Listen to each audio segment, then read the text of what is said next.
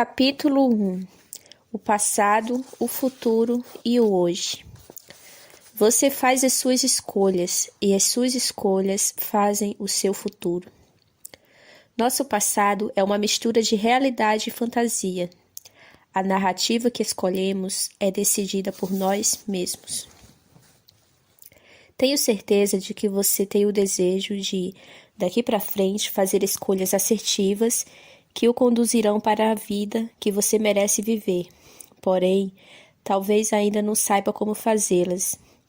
Para que suas escolhas sejam assertivas, é necessário que elas aconteçam no momento certo e com precisão. Quando perdemos o momento certo e a precisão, tentamos, mesmo que inconscientemente, compensar o tempo perdido, valendo-nos da velocidade e da falta de precisão pela força. Calma. Vou explicar tudo aqui. Quando foi a última vez que você adoeceu e precisou ir ao médico? Não importa se foi ontem, há uma semana, há um mês ou um ano. Quando somos acometidos por uma enfermidade, desde dores crônicas até uma virose ou uma doença mais grave, o procedimento é sempre o mesmo. Nós consultamos especialistas que, através de um primeiro diagnóstico ou de uma série de exames, apontam o que há de errado conosco e como resolver aquele problema. Dentre todos os tipos de dores que experimentamos e ainda experimentaremos em vida, há um tipo muito mais difícil de diagnosticar e compreender por um simples motivo: a dificuldade em explicar o que dói e como dói. A dor da alma. Como explicar aquilo que nos machuca por dentro e mal conseguimos colocar para fora em palavras? Como explicar uma sensação de angústia ou desânimo? Como entender tudo o que machuca e não pode ser traduzido com jargões médicos? Simples. As dores emocionais nascem basicamente das nossas percepções diante do mundo, que, por sua vez, são criadas com base em nossas lembranças do passado e projeções do futuro, sejam lembranças e projeções conscientes ou inconscientes. Parece papo de maluco, não é? Como alguém que sequer aconteceu ou que aconteceu há muito tempo pode ter influência direta naquilo que vivemos no presente. Muito mais do que você imagina. Olhando para trás. Você já deve ter ouvido falar do Sigmund Freud, o médico neurologista alemão, nascido na Áustria em 1856. Foi o inventor da psicanálise, um campo de investigação da psique humana que independe da psicologia. Para Freud, muito do que acontece no presente das pessoas está diretamente ligado com eventos marcantes do passado. Um passado que pode ser remoto a ponto de estender-se a lugares e eventos que sequer lembramos, guardados apenas pelo nosso subconsciente. Antes mesmo de começar a resolver o hoje, é necessário reparar aquilo que ficou para trás, mas continua nos assombrando.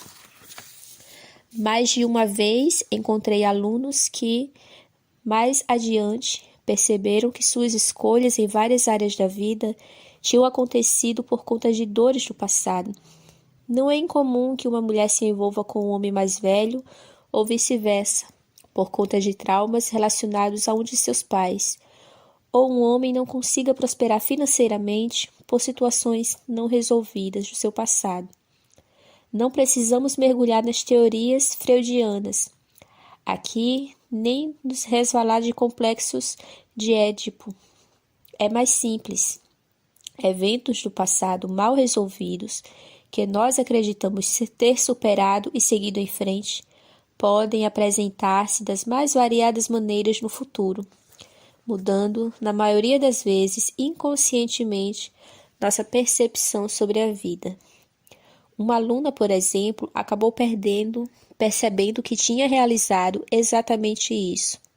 Casou-se com um homem 15 anos mais velho por conta de problemas mal resolvidos com seu pai.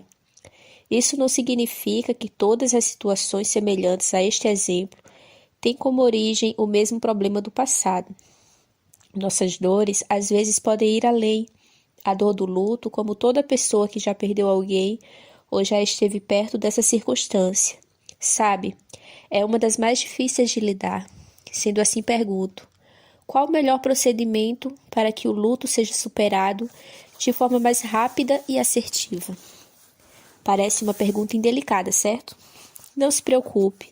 Nos próximos capítulos você receberá orientação suficiente para desenvolver habilidades emocionais que vão dar a você a assertividade de que precisa para fazer as melhores escolhas no presente e viver seus melhores dias em todas as áreas de sua vida. Veja este exemplo.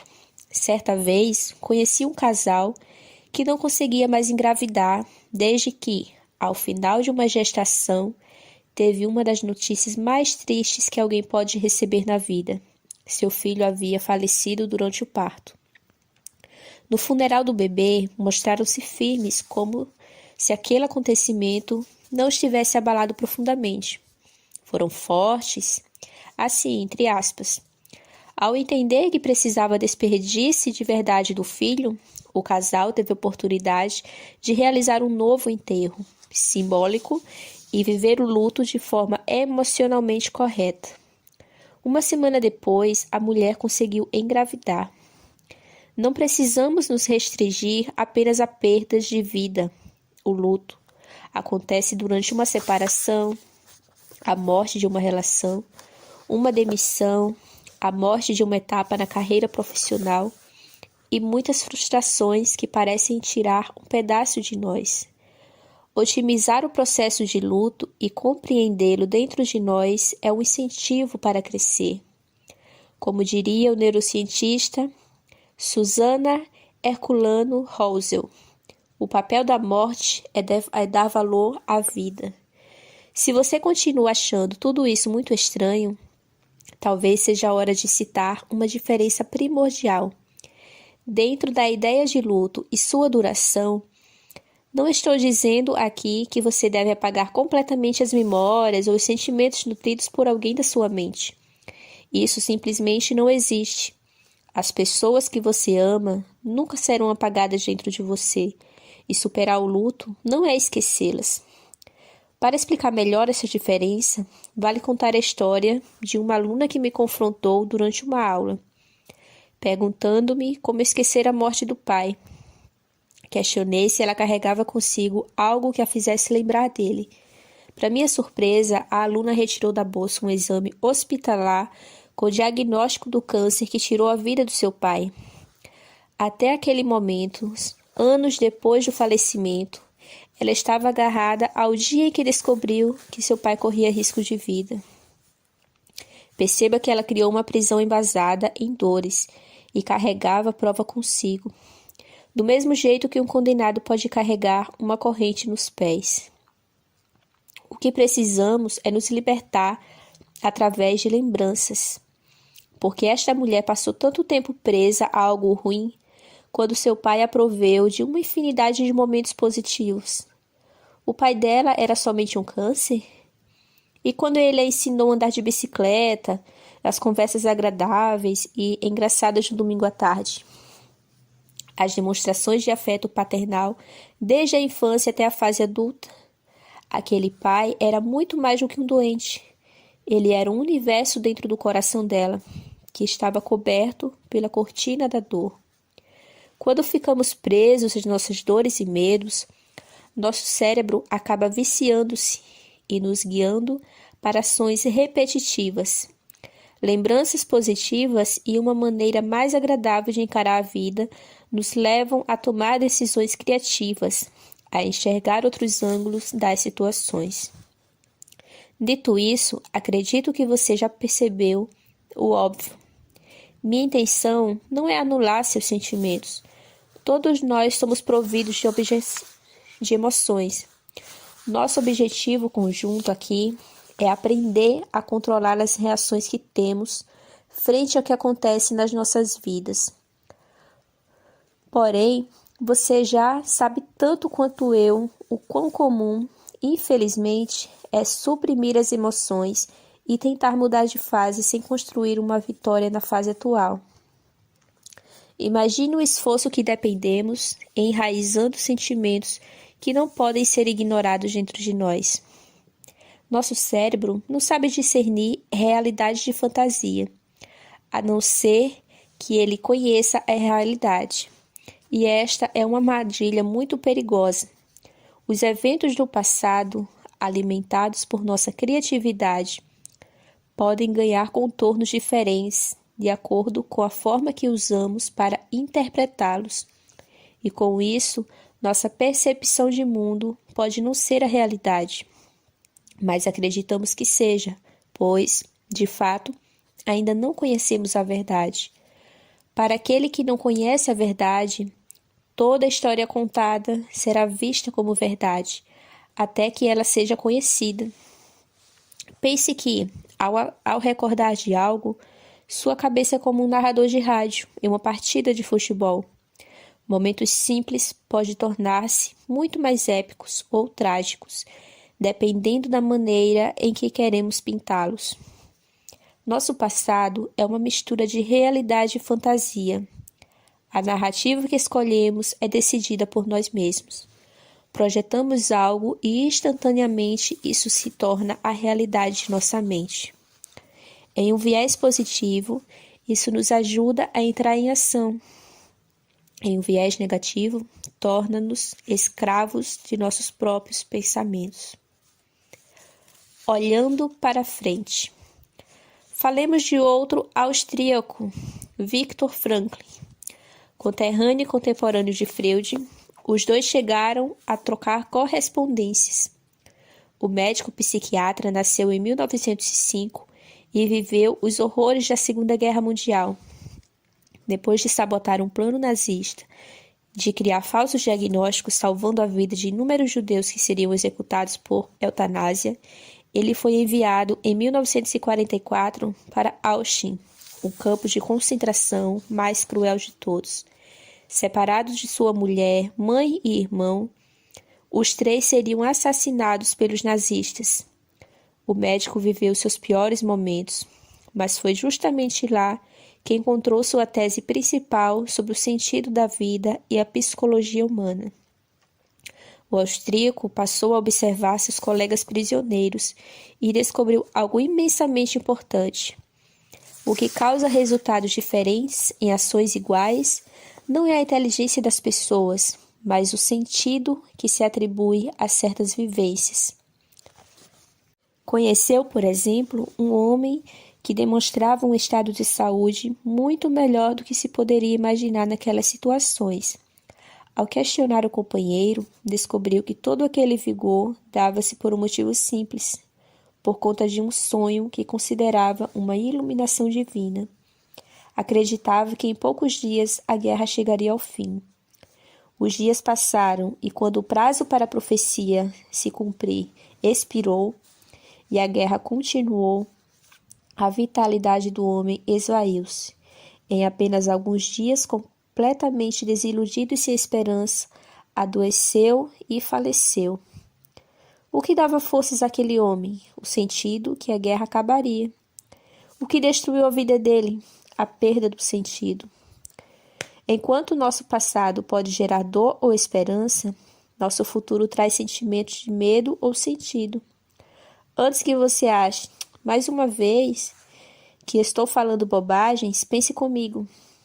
Diferente do passado que já aconteceu, nós não podemos sentir dor com o futuro. Ainda assim, podemos temer o futuro por algo de ruim que possa nos machucar. E dentro de um viés positivo, podemos encontrar sentido nas coisas incríveis que estão por vir. Em meus milhares de atendimentos, pude concluir que uma pessoa adulta pode ser ferida em suas emoções somente se permitir que isso aconteça. Essa permissão se dá por falta de habilidades emocionais para blindar a mente, no presente, de estímulos ruins que possam provocar no futuro. Lembranças de dor do passado ou projeções de medo do futuro. Olhando para o hoje. Agora que você entendeu o que nossos sentimentos relacionados ao passado e ao futuro podem nos trazer, fica mais fácil compreender a fórmula básica para lidar melhor com o hoje. Trabalhar essas duas frentes. É preciso saber lidar com as lembranças do passado, assim como com as projeções do futuro, para construir um presente positivo, saudável e que nos permita realizar tomadas de decisões assertivas e criativas. Fugindo das atitudes negativas, repetitivas, que nos trazem malefícios, muitas vezes irreparáveis, e acabam minando o timing e a precisão em nossas escolhas, tão necessários nos dias de hoje para atingir nossos objetivos. Dor, esperança, medo e sentido que carregamos dentro de nós servem como subsídio para as nossas escolhas do presente. E como Viktor Frankl já falou, isso não tem nem um pouco a ver com inteligência. Pelo menos não a inteligência que estamos acostumados a analisar. QI versus QE e a autossabotagem. A vida que você merece não é apenas um sonho distante, é uma realidade atingível. A maior parte das pessoas do mundo compartilha uma média similar de QI, o quociente de inteligência, valor obtido por meio de testes para avaliar a capacidade cognitiva dos seres humanos. Em valores arredondados, podemos afirmar que essa parcela se aproxima de 90%. Os 10% restantes divide-se em 5% com o QI acima da média e 5% com o QI abaixo da média. Existe, então, uma possibilidade muito alta de eu e você estarmos dentro da média. Mas na hora de tomarmos decisões assertivas, dentro do time correto e sem deixar que o medo e a dor nos afetem negativamente, não é o QI o que mais importa, é o que é. Que é nada mais é do que o quociente de inteligência emocional. A nossa maturidade para lidar com emoções que afloram seus verdadeiros significados, consequências e possíveis reações geradas em cada um de nós. É o quociente emocional que nos permite acabar com hábitos negativos e colocar significado nos acontecimentos da vida. Se você duvidar da existência dele, pare por um minuto e pense o seguinte: fazer exercício físico é bom ou ruim para a saúde? Provavelmente sua resposta é bom. Considerando que não existe a restrição médica, todos sabemos que exercício físico faz bem para a saúde. Porém, nem todos praticam. Por quê? Saber o que é bom para você exige habilidade cognitiva. Fazer o que é bom exige habilidades emocionais. Outro exemplo está nos casos de adultério que você já presenciou em relações da sua vida ou de pessoas presentes em círculos sociais. Existe uma chance muito grande de que, em termos fúteis e diretos, amantes não apresentem mais qualidades ou sejam necessariamente mais atraentes do que as pessoas traídas. E é justamente aí que explicamos o predomínio de uma emoção em detrimento da razão. A melhor maneira para deixar de fazer escolhas erradas é entender o que motivou aquele comportamento e ressignificá-lo. Após ajudar milhares de pessoas, percebi que 80% das situações que acontecem no presente são influenciadas por questões do passado. Os outros 20% por conta das projeções do futuro. E é isso que não apenas nos impede de prosperar, mas gera a autossabotagem. Nós também sabemos conscientemente que estar dentro dos padrões de peso estabelecidos por órgãos de saúde é uma maneira de encontrar mais qualidade de vida. Mas isso não impede o crescimento assustador e desenfreado de taxas de obesidade ao redor do mundo. O que muitas pessoas chamam de preguiça ou falta de vergonha na cara é, na verdade, a autossabotagem impedindo que as pessoas entrem em ação e busquem viver melhor. Se você acha que deixa de tomar uma atitude é eliminar uma ação, é melhor pensar duas vezes. A ação, na verdade, continua existindo. A diferença é que ela deixa de ser assertiva para tornar-se uma escolha errada, repetitiva e aleatória.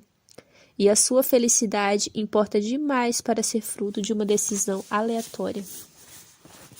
Digamos que você se planeje durante toda a semana para acordar um pouco mais cedo no sábado e levar seus filhos ao parque, ou simplesmente tirar algum tempo para cuidar de si e de sua qualidade de vida. Todo sábado, porém, você falha e passa horas a mais na cama.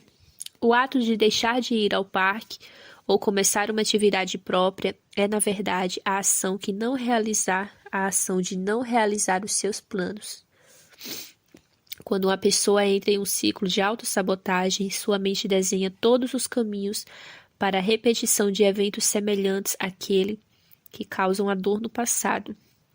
Alguém que sofreu em um emprego com um chefe abusivo e não lidou com essa dor, por exemplo, está muito mais propenso a encontrar outro chefe abusivo em sua trajetória profissional. Se o homem que traiu seus companheiros de vida não compreendeu o real motivo deste comportamento, será adúltero com todas as outras mulheres que passarem por sua vida. Não adianta acreditar que encontrará uma supermulher que suprirá suas necessidades e interromperá esse hábito. Uma mulher que tem uma relação desgastada e mal resolvida com seu pai irá envolver-se com homens que apresentem características de personalidade similares às dele e passar a vida tentando resolver os impasses que deveria estar resolvendo com o pai. E este é o motivo que leva pessoas infelizes profissionalmente a serem descuidadas com suas finanças. Este é apenas um gatilho de compreensão, um gatilho de compensação para lidarem com a frustração de carreira. E elas podem realizar todos os cursos possíveis de finança para tentar colocar a vida nos eixos. Entender é algo muito diferente de colocar em prática. Realizar um curso de finanças exige QI. Parar de compensar uma frustração profissional com gastos exorbitantes exige QE. Saber que se exercitar fisicamente é bom para a saúde, QI. Dar uma volta no parque ao invés de enrolar só mais 15 minutinhos na cama exige QE.